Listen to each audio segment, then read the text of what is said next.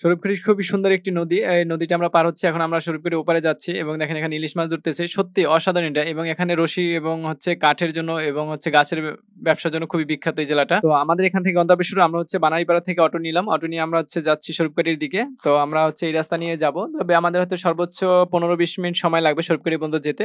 তো যেহেতু রাস্তা ভালো এবং হচ্ছে খুবই সুন্দর এবং এটার সব রাস্তায় কোনো যানজট নাই।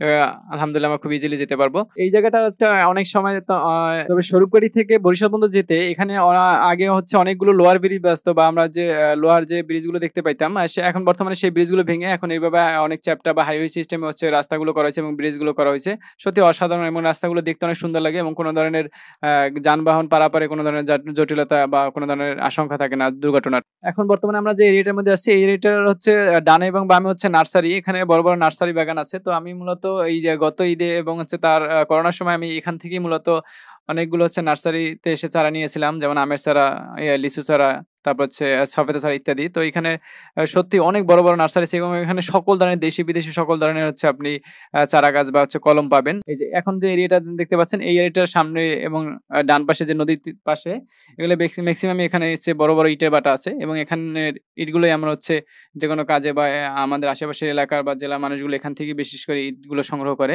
আর এই যে এখানে কিছু সরকারি প্রজেক্টের ঘর আছে। এই যে সরকারি ঘরগুলো দেওয়া হয়েছে। এখানে যারা নিম্ন আয়ের মানুষ আছে তারা এখানে বসবাস করেন। অবশেষে আমরা নেছারাবাদের সামনে বা শরীফপুরে চলে আসলাম। তো এখন আমরা হচ্ছে খেয়া পার হচ্ছি এই যে ট্রলারে। তো খেয়া পার হইতে আমাদের ৫ থেকে ৭ মিনিট সময় লাগে। আমরা শরীফপুরের ওপারে গিয়ে আজকে হচ্ছে যে বেসিক এরিয়া যে এরিয়াটার মধ্যে হচ্ছে কাঠ দিয়ে বিভিন্ন ধরনের আসবাবপত্র বা বিভিন্ন ধরনের হচ্ছে নকশা-টকশা দিয়ে তৈরি করে বিভিন্ন ধরনের কাঠের শোপিস-টিস বানানো হয়। তো ওই এরিয়াটাতে আমরা যাবো এবং হচ্ছে এখানে হচ্ছে বিশাল, বিশাল রশির হচ্ছে বা দড়ি যেটা আমরা বলি বড়, বড় জাহাজ বাঁধার জন্য সেই রশিগুলো বানানো হয় বা পুরাতন রশি দিয়ে এবং রিসাইকেল করা হয়। তো সেই এরিয়াটায় আমরা একটু ঘুরে দেখবো জাস্ট। এখানে যে নদীতে মাছ পাওয়া যায় এই মাছ হচ্ছে মিঠা নদীর পানির মাছ তো যার কারণে এই মাছের চাহিদা অনেক বেশি এবং এই মাছের স্বাদ এবং ঘ্রাণ সত্যি অসাধারণ।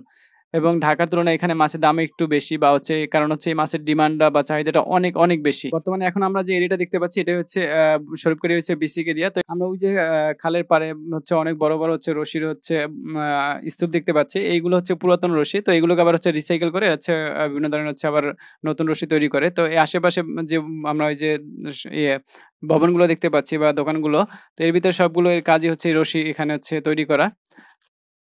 তো দেখতে পাচ্ছেন যে রশিগুলো অনেক মোটা এবং হচ্ছে অনেক পুরাতন। তো এগুলো হচ্ছে বিভিন্ন জাহাজে বা বিভিন্ন কাজে যে ব্যবহার করা হতো সেগুলো। আর এখানে যেমন এই যে পাট দিয়ে হচ্ছে নতুন রশি তৈরি করতেছে। এই যেখানে দেখেন পুরাতন রশির স্তূপগুলো ফালায় রাখছে। তো এভাবে ডানে বামে সবগুলো দোকান এই যে প্রত্যেকটা দোকানের বিশাল, বিশাল রশির হচ্ছে স্তূপ। আর বাম পাশে আমরা যে এগুলো দেখতে পাচ্ছি এগুলো হচ্ছে প্লাস্টিকের তৈরি। এই যে এখন আমরা যে সামনে যাচ্ছি এর আশেপাশে দেখবেন যে আসলে কাঠের অনেক দোকান এবং ওরা হচ্ছে কাঠ দিয়ে অনেক বিভিন্ন কিছু তৈরি করতেছে এবং তাদের হচ্ছে বিভিন্ন আধুনিক হচ্ছে মেশিন আছে। সেগুলো দিয়ে মূলত তারা তৈরি করে। এটা হচ্ছে বিসিক এরিয়ার মসজিদ। এখানে দেখবেন যে শুধু কাঠ আর কাঠ এবং বিভিন্ন কাঠ দিয়ে বিভিন্ন কিছু তৈরি করে। তো এখানে হাজার, হাজার দোকান আছে এবং আমি কোনটা দোকানের ভিতরে ঢুকিনি। আমাদের আসলে ওইভাবে সময় ছিল না। যার কারণে হচ্ছে আমরা ওইভাবে ঢুকতে পারিনি। তো সাইড থেকে যাওয়ার সময় জাস্ট একটু ভিডিও করে নিয়েছিলাম। সত্যিকার অর্থে এখানে এসে অনেক ভাল লাগছে বা এবং এই জিনিসগুলো আগে জানতাম না বা কখনো দেখি নাই সেটা একটু নিজ চোখে দেখলাম এবং জানতে পেরেছি। আলহামদুলিল্লাহ।